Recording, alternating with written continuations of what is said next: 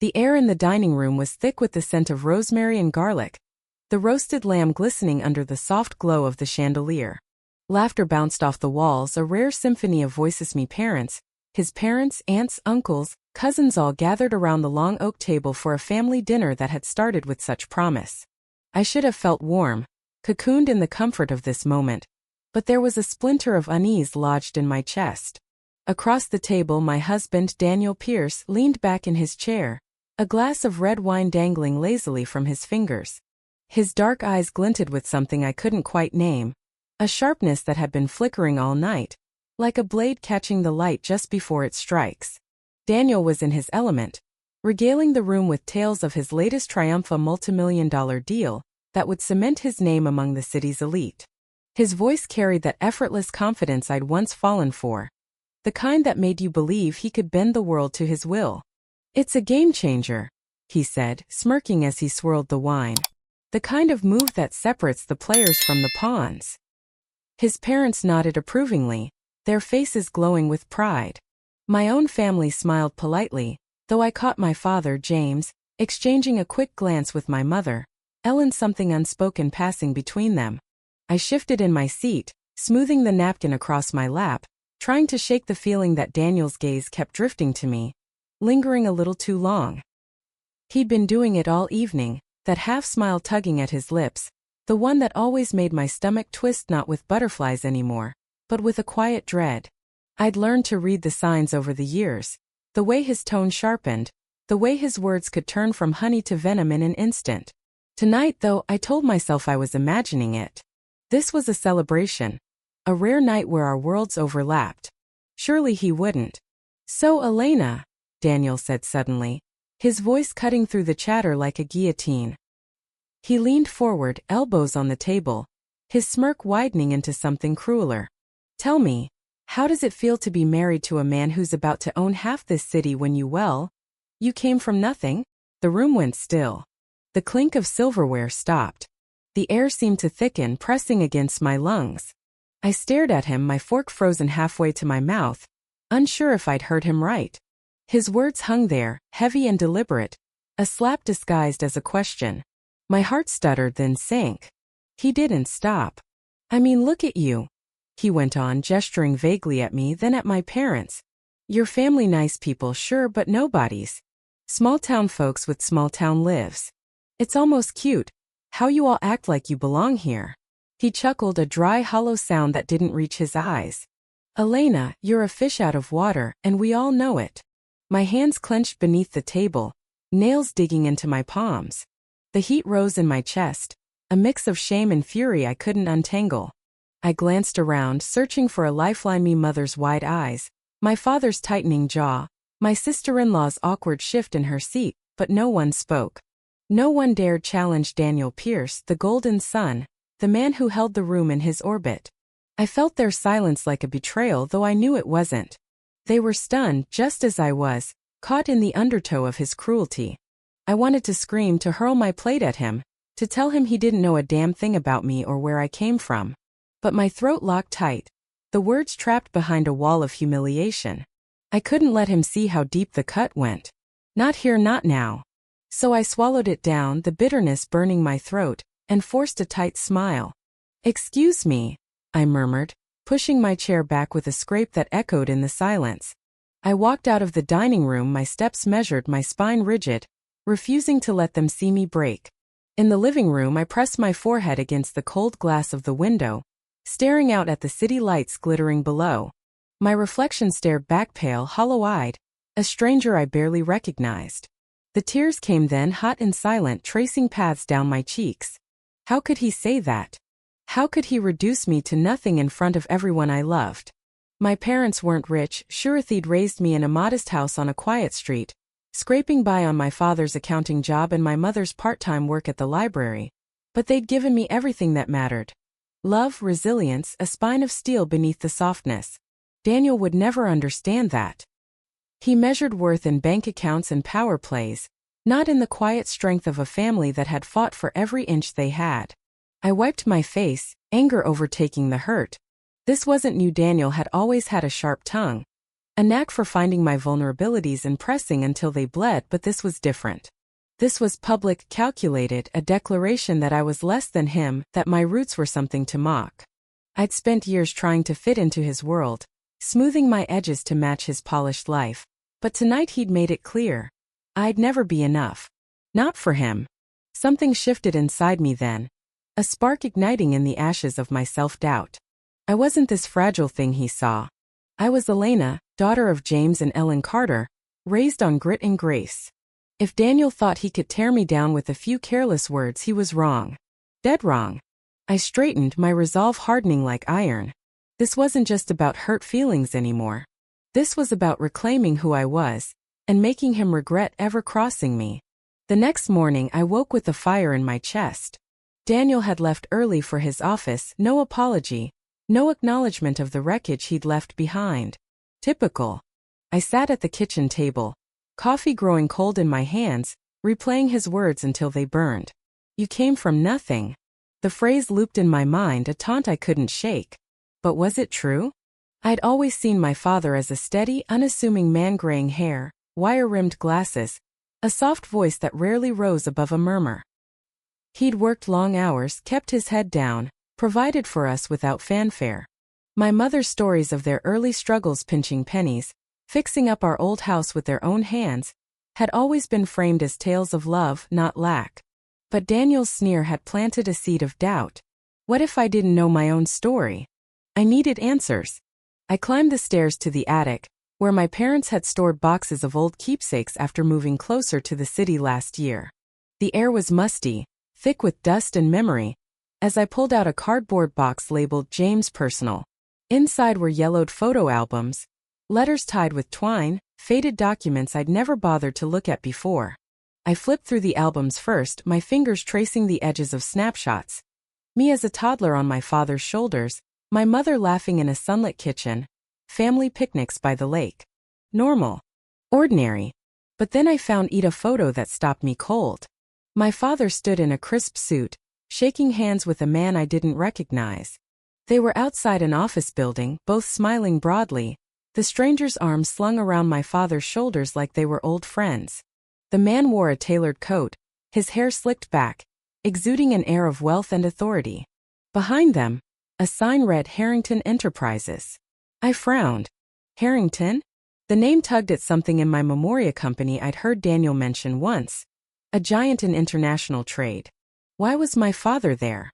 I grabbed my phone and called my mother. Mom, I found a picture of Dad with some guy outside Harrington Enterprises. Who is he? There was a long pause, the kind that makes your skin prickle. When she spoke, her voice was cautious, almost strained. Elena, honey, you don't need to dig into that. Your father, he's always been private about his work. Mom, please? I pressed, my pulse quickening. I need to know. Daniel said some things last night, and two just need the truth. Another silence, heavier this time. Then a sigh. All right. That man was Victor Harrington. He and your father were partners years ago. James isn't just an accountant, Elena. He's more than that. He's always kept it quiet for our sake. For yours. My breath caught. More than that? What does that mean? It's complicated, she said, her tone softening. Your father built something big. He didn't want you growing up in that world, so he stepped back, let others run it. But he's never been out of it, not really. I hung up, my mind reeling. Partners with Victor Harrington? Harrington Enterprises was a titan shipping, real estate, tech, a sprawling empire that touched every corner of the globe. And my father, the man who'd fixed my bike with duct tape and balanced our checkbook at the kitchen table, was part of it? It didn't make sense. But the more I dug through the box, finding contracts with his signature, letters addressed to Mr. Carter from CEOs and diplomats, the more the pieces clicked into place. My father wasn't just an accountant. He was a shadow mogul, a man who'd built a fortune and hidden it behind a humble life. I sat back, staring at the papers scattered across the floor. If this was true, then Daniel's insult wasn't just wrong, it was laughably ignorant. I wasn't from nothing. I was the daughter of a man who could buy and sell Daniel's precious empire 10 times over. And if my father had kept this from me, what else didn't I know? Had he been watching me all these years, letting me struggle under Daniel's thumb. Waiting for what? The phone rang, jolting me from my thoughts. An unknown number. I answered, hesitant. Hello. Miss Elena Carter? The voice was smooth, professional, with a faint edge of authority. This is Marcus Reed. I work for your father. We need to talk about your husband. My stomach dropped. What about him? There's been an incident, Reed said. Last night at the dinner. We've been monitoring Daniel Pierce for some time. His behavior crossed a line, and your father's decided it's time to act. I'm on my way to you now. I barely had time to process before the call ended. Monitoring Daniel? My father had been watching him? My head spun as I stumbled downstairs, the attic's revelation still sinking in. 20 minutes later, a black SUV pulled into the driveway. A tall man in a dark suit stepped out, his face sharp and unreadable, a briefcase in hand. Marcus Reed. Miss Carter, he said, nodding as I opened the door. May I come in? I led him to the living room, my hands trembling. He set the briefcase on the coffee table and clicked it open, pulling out a thick file. Your father's kept tabs on Daniel since you married him, he began, his tone matter of fact. His business dealings, his personal conduct, everything. Last night was the tipping point. James has authorized us to move forward. Move forward with what? I asked, my voice barely above a whisper. Reed's eyes met mine, steady and cold. With dismantling him. Financially, legally, completely. We have evidence, years of it. Fraud, embezzlement, offshore accounts he thinks no one knows about. He's not as untouchable as he believes. I stared at the file, my pulse hammering. Why now? Why not sooner? Your father wanted you to find your own strength, Reed said. He knew Daniel was a snake, but he also knew you'd need to see it for yourself. Last night, when he insulted you in front of the family, James decided enough was enough. He's giving you the tools to take him down, but it's your call. My call. The words echoed in my mind, heavy with possibility. I thought of Daniel's smirk, his casual cruelty, the way he'd made me feel like nothing. And now I had the power to make him feel the same. I nodded slowly. Tell me what to do. Reed smiled, a faint, approving curve of his lips. Trust us. We've got everything in motion. Stay put, and we'll handle the rest. That night I couldn't sleep. The hum of a jet engine rumbled in the distance, growing louder until it shook the windows.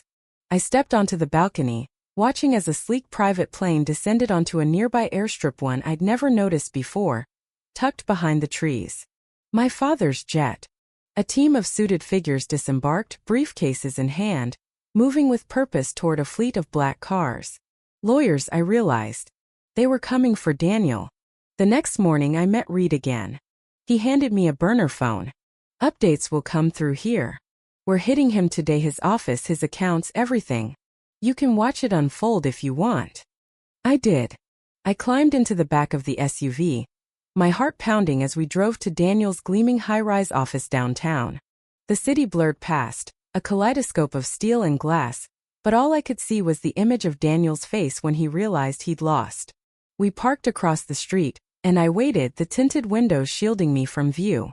Reed's team went inside, a quiet storm in tailored suits. Minutes stretched into eternity. Then the burner buzzed. He's been served. He's unraveling. I gripped the phone, my breath shallow. I couldn't stay in the car any longer. I stepped out, crossing the street, my heels clicking against the pavement.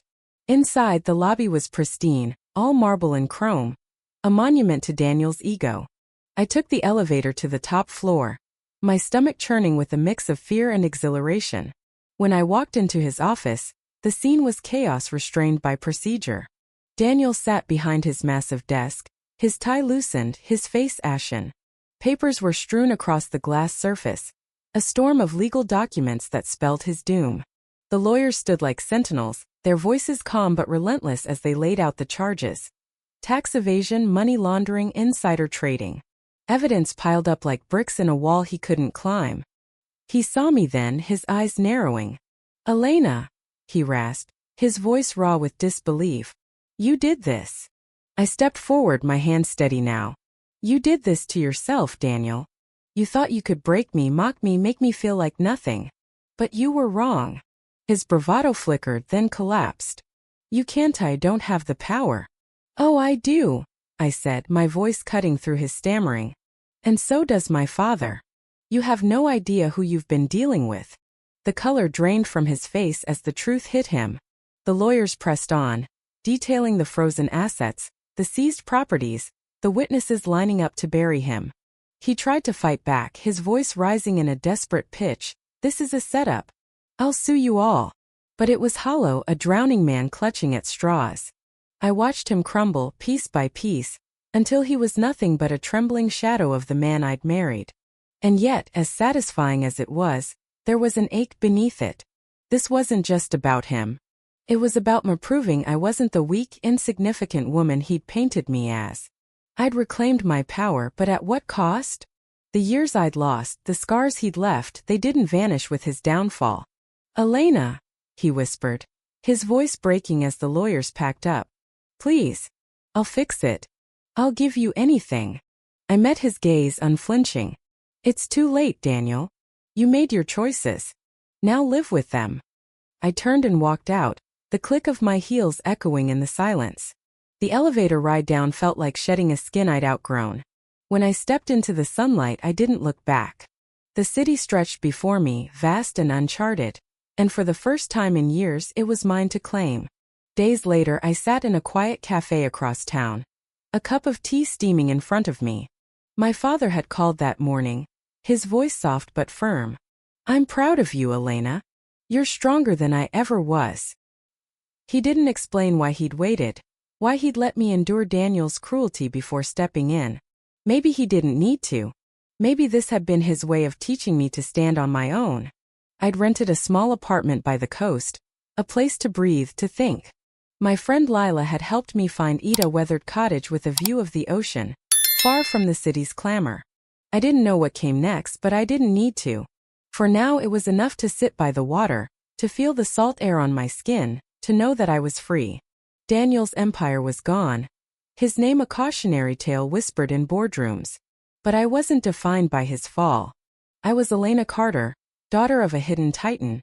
A woman who'd walked through fire and emerged whole. The future was uncertain, but it was mine, and that was more than enough. If you were the one in this story, how would you react? Would you stand up and fight back, or accept the unreasonable pressure and control from the HOA? Share your thoughts in the comments below. And don't forget to subscribe, like, and share this video with more people. Your small action gives us the motivation to keep bringing you more intense and engaging stories. Thanks for watching, and we'll see you in the next video.